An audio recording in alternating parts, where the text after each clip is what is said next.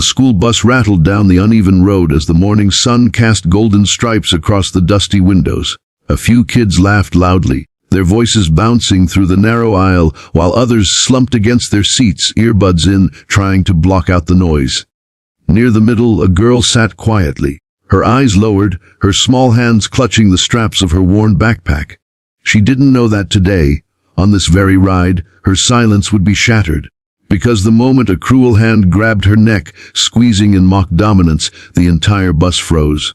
And what none of them knew was that her father, a decorated SWAT officer, was sitting just rows behind, watching every second. What happened next would change every single life on that bus. Her name was Lily, 16 years old, slim, soft-spoken, and always carrying books she borrowed from the local library.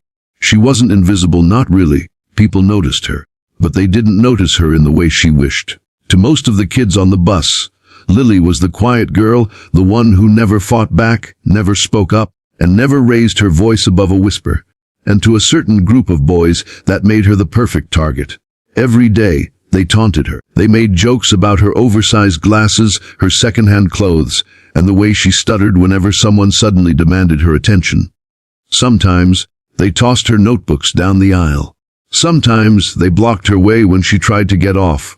And sometimes they whispered cruel words in her ear as she passed, the kind of words that burrowed into her chest and stayed there all night.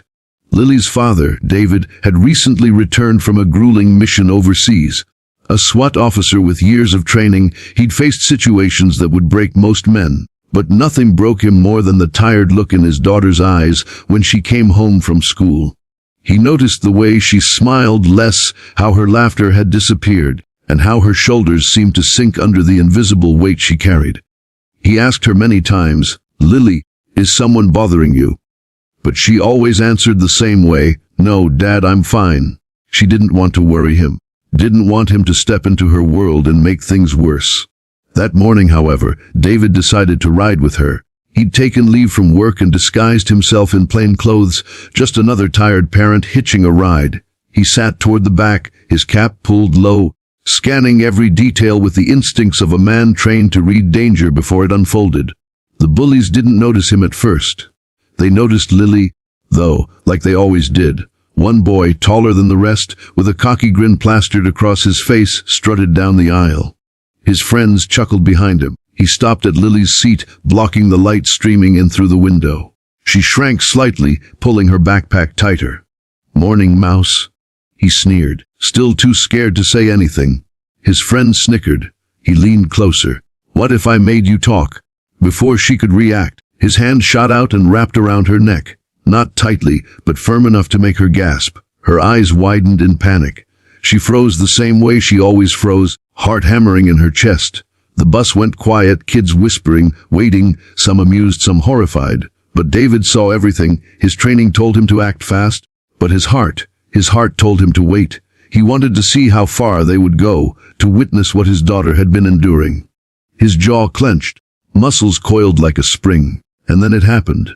The boy squeezed harder, and Lily's books slipped from her lap, scattering onto the dirty floor. A faint whimper escaped her throat. That sound was enough. David stood. His shadow stretched long down the aisle. The bus driver glanced in the mirror, startled by the sudden movement. The bullies turned, and for the first time, fear flickered in their eyes. "Let go of her." David's voice cut through the bus, low and dangerous. Not loud, but heavy, the kind of voice that made even grown men freeze. The boy released Lily instantly, his hand trembling. But David wasn't finished. He walked slowly down the aisle, every step deliberate. The silence was so deep, the hum of the engine felt deafening. He stopped directly in front of the boy, looking him dead in the eyes. "You think you're tough?" David asked. "You think grabbing a girl by the throat makes you a man?" The boy stammered, words failing him. His friends shrank back, suddenly very small. David bent slightly, close enough that only the boy could hear the steel in his tone. "You just touched my daughter. My daughter. And you did it with me sitting 10 feet away." He paused, letting the weight of his words sink in. "Do you know what I do for a living?" The boy shook his head, barely breathing. "I protect people. I take down men twice your size who think they can hurt the innocent. And right now, you remind me of them." The boy's face drained of color. David straightened, turning to the rest of the bus. This ends today. You hear me? Every single one of you who laughed, who watched, who did nothing. You're part of the problem, but you'll also be part of the solution. Because after today, things will change. My daughter will walk onto this bus with her head held high, and no one will ever put their hands on her again. The bus was silent. The boy lowered his head ashamed. Lily sat frozen, her heart racing, tears brimming in her eyes, not from fear but from something else. Relief. She shaped R2. The bus ride ended in silence. The bullies slunk away, avoiding Lily's gaze. When she stepped off, her father stayed close, his presence steady and unshakable. She whispered, "Dad, you didn't have to." "Yes, I did, David."